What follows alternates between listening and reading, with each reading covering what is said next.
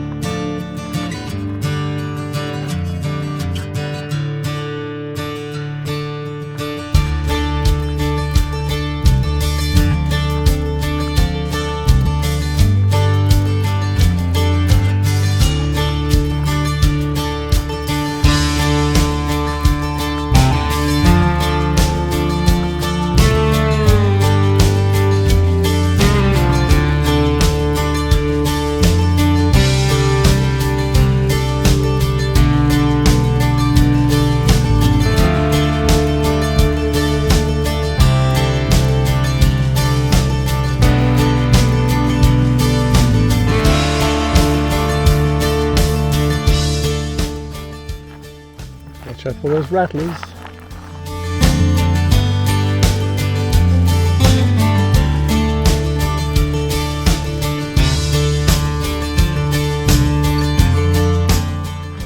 After a quick walk, we meet with the rest of the hiking group and our knowledgeable guide who will lead us through the rugged terrain of the Badlands. Here is a quick intro of what we can expect to see on this guided hike. So we are permitted to bring, if you're with an interpreter such as myself, or with Dustin or Griffin, we can bring out members of the public as well, or into this restricted area.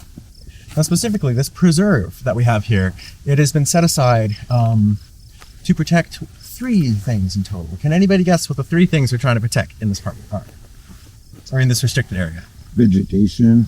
Vegetation, yes. So we have a very sensitive, semi-arid ecosystem that lives here. So we have lots of plants. You'll see lots of cacti, lots of fragile plants, some lichen living on the ground. So, I just asked, if you guys could stay on the trail and just try to not step on the plants, that would be amazing.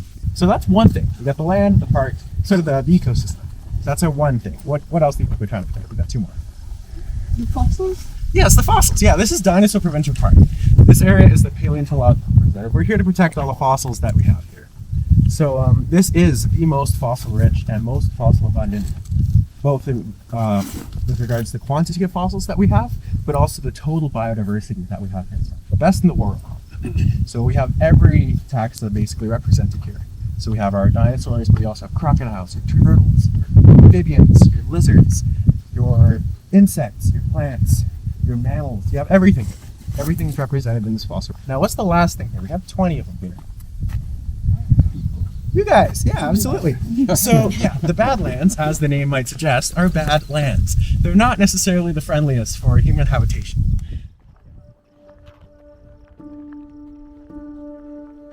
Dinosaur. I'm old enough. That's it. Exactly. As we set off, the landscape quickly transforms into a mesmerizing tapestry of steep sandy slopes and grassy valleys, each step taking us deeper into the ancient past.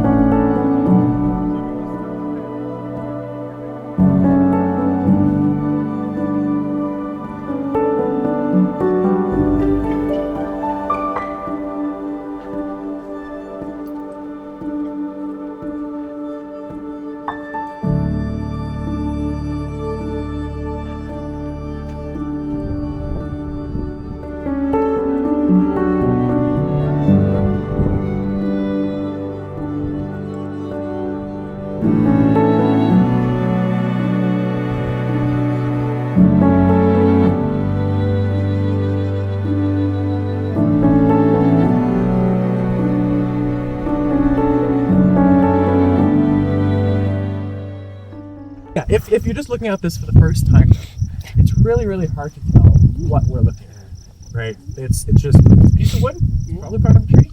That's all we can tell. So thankfully, it's not the only thing. It's not the only kind of fossil that we find here. So another thing we find is this little fella, and I'll pass it. Yeah, in this direction again. So as we're going around, as you'll see, what we're passing around here is, correctly guessed, a cone. So a cone from a giant conifer tree. And thankfully, these trees haven't changed much. We actually have these plants that are still alive today, that we find them in China, in southern China. And this, as well as the wood, belong to the Dawn redwood, or the metasequoia. Cool. Giant trees that would have been. So just imagine this whole landscape. You have this big meandering river through here, and they have just all of these giant trees, whatever, like giant metasequoias. And Petrified. you know, we found all these metasequoias fossils. I was like, oh, these are just fossil plant. They're extinct. They don't exist anymore. But they actually ended up finding them, like still alive today in China. Of course, they knew about them, but like, you know, Western science was able to discover them in their life. Imagine you're a Centrosaurus, right? You're this big lumbering, you know, horned dinosaur. You're just going around, and you have all of these giant metasequoias. Do you think I'd be able to reach up there and eat those branches? No. So what do you think I'm probably eating as a Centrosaurus? What's that? The cones? Maybe the cones, yeah. But I eat more than just cones. Fern, whatever grows on the leaf. Yeah, so the shrubbery, sort of the stuff that I can reach more on the ground. 5 million years old. Now, you mentioned ferns. We have some ferns in here. But at this time, a different kind of plant has started to take over. A different kind of plant that might be a bit more familiar. I'm going to hand around this way. Start with you. What's that? Grass? No, grass didn't exist yet. So grass did not exist at this time. It has not evolved. So mosses, yeah, there's some mosses, but yes, flowering plants. And so as we're going around, this is an authentic leaf fossil that was found. It's an impression of a nice leaf, and that leaf there belonged to a vine. So think you have some vines crawling up these metasequoia trees. But in addition to the vines, you had an explosion of leafy flowering plants.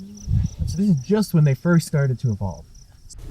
The Badlands are a geologist's dream, with layers of sedimentary rock that tell the story of millions of years of Earth's history. Our guide points out the unique formations and explains how these rocks were formed by ancient rivers and seas, as well as giving us an insight into the fauna and flora found in the fossil records of the Cretaceous period around 75 million years ago.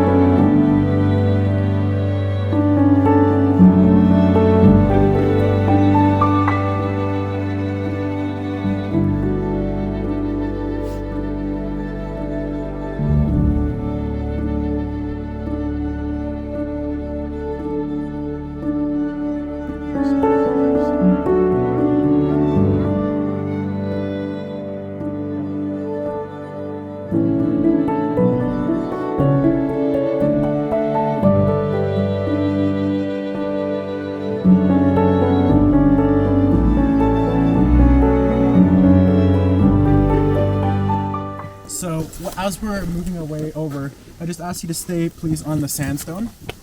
And if you see a bone sitting on the ground, try not to step on it. Give it some space. But yeah, so we're just gonna try to stay on this whitish sandstone as we're heading over. Yeah, and there's also roped off areas. And not to pick things up. We're heading over this way. What's that? Don't go in the roped off areas. Okay. He'll point it out when we get there. Yeah.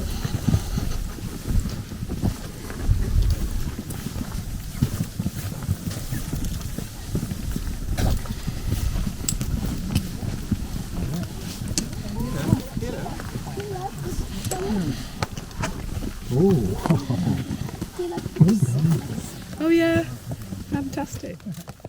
It's good, but it's not as good as what's over there. This is the warm up again. Yeah. So, That's an appetizer. Yeah. The nose bone of the... a bit bigger than that. It is a leg. So this is the tip of a tibia. So these things get about a meter and a bit more than a meter long. Throughout the hike, we are encouraged to observe and ask questions, making this an interactive and educational experience. The guide's passion for paleontology is infectious, and we find ourselves captivated by the stories of discovery and scientific inquiry. The air is filled with anticipation as we approach the highlight of our hike, the Centrosaurus Bonebed. This site is one of the richest fossil beds in the world, containing the remains of hundreds of horned dinosaurs known as Centrosaurus. As we arrive, the sheer concentration of fossils is outstanding. Our guide explains that these dinosaurs likely perished in a catastrophic event, such as a flood, which led to their remarkable preservation. Here is a quick snippet about the likely demise of the Centrosaurs and other dinosaurs as told by our guide. Lightish bone that's sort of sitting on the ground there. That is also another horn. And so, you have a lot of dead dinosaurs. Back to our discussion. What do you think would have killed all these guys? Flood water. Flood water, yes. Yeah. Or the meteorite. Oh, not the meteorite. And these guys didn't die from the meteorite. But yes, they died from water. Now, what kind of water would have killed these guys, right? You have thousands and thousands of individuals. It's just like, oh, I just want to cross this creek, and then flash flood. Yes. Now, what I might have hinted at this before. Something caused these flash floods. Not like storms. Yes, specifically hurricanes. So the theory as to how all of these dinosaurs died was through hurricanes. So a big hurricane probably blown in, flash floods, the water level rose, these guys got caught somewhere where they couldn't escape, and a lot of them drowned, right? So once the hurricane retreated, suddenly you have thousands and thousands of these dead Centrosauruses just laying there, right? All exposed.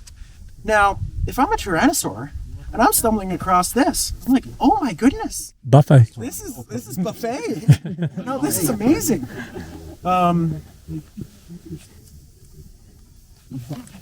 So this is this massive buffet. It's all you can eat dinosaur, right? All you can eat Centrosaurus. You got your drumsticks, you got your ribs, you got any bit you want, right? It's just fully your pick.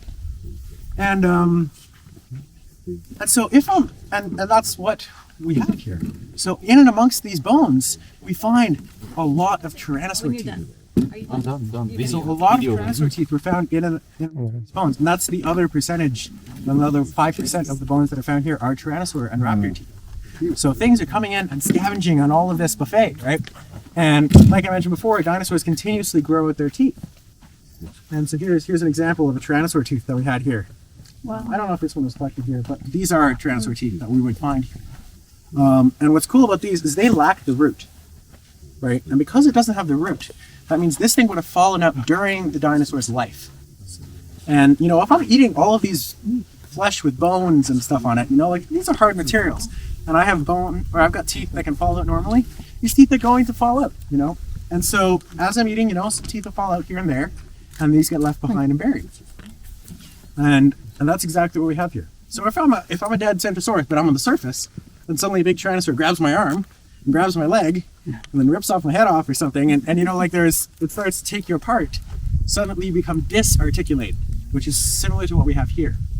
And so these dinosaurs would have been sort of torn apart, scavenged upstream, and then later on the river would have come here, sort of picked up these bodies, picked up these bones, and sort of washed them downstream. So these dinosaurs would have died upstream from where we are now, and they would have been, tumbled, sort of fallen apart, like you said, like the water sort of like mixing you all up and all together, and then they'd get buried by the sandstone that they're in, by the river that was buried, or that buried them here. T-Rex. Like one of my nails. Yeah. Well, actually, put your nail beside it so you can see. T-Rex tooth. There. We carefully navigate the excavation site where paleontologists have painstakingly uncovered bones and other fossilized remains. Our guide shares fascinating insights into the lives of these ancient creatures, painting a vivid pictures of a world dominated by dinosaurs. We learn about their behavior, diet, and the environment they inhabited. And now is probably your favorite time. You can stop listening to me. Now we can have a couple minutes, like maybe 10, 15, 20 minutes to wander around, take some photos. Please stay, on the plateau or up there. Mind the cliff, please. As we make our way back, the sun is high in the sky, hardly casting any shadows over the Badlands on this radiant June sunny day. The hike concludes, but the memories of this journey through time will linger long after we leave Dinosaur Provincial Park. This hike is not just a walk through a beautiful landscape, it's a step back into a world that existed millions of years ago, offering a profound connection to our planet's ancient past. We would like to thank you for joining us on these incredible adventures. Until next time, keep exploring and discovering the wonders of our natural world.